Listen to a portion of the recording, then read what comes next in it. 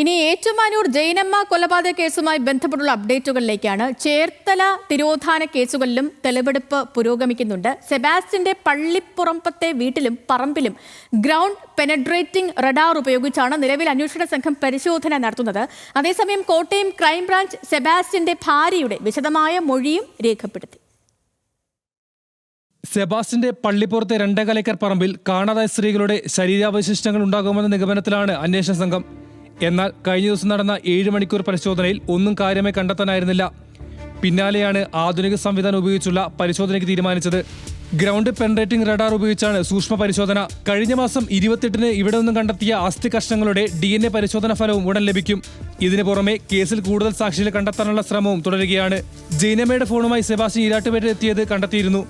Phone കണ്ടെത്താൻ സെബാസ്റ്റ്യനെ ഈരാറ്റുപേട്ടയിലെത്തിച്ച് തെളിവെടുക്കും. അതേസമയം സെബാസ്റ്റ്യന്റെ ഭാര്യയെ കോട്ടയം ക്രൈംബ്രാഞ്ച് ഓഫീസിൽ വിളിച്ചു വരുത്തി വിശദമായി മൊഴിയെടുത്തു. സെബാസ്റ്റ്യന്റെ സാമ്പത്തിക സ്രോതസ്, ഇടപാടടക്കമുള്ള കാര്യങ്ങളാണ് പ്രധാനമായും ചോദിച്ചറിഞ്ഞത്. കോട്ടയം ക്രൈംബ്രാഞ്ചിന്റെ കസ്റ്റഡി കാലാവധി നാളെ അവസാനിക്കുന്നതിന് പിന്നാലെ ബിന്ദു പത്മനാഭൻ, ഐഷ തിരോധന കേസുകളിൽ ആലപ്പുഴ ക്രൈംബ്രാഞ്ച് സെബാസ്റ്റ്യനെ കസ്റ്റഡിയിൽ വാങ്ങും. ന്യൂസ് മലയാളം, ആലപ്പുഴ, കോട്ടയം.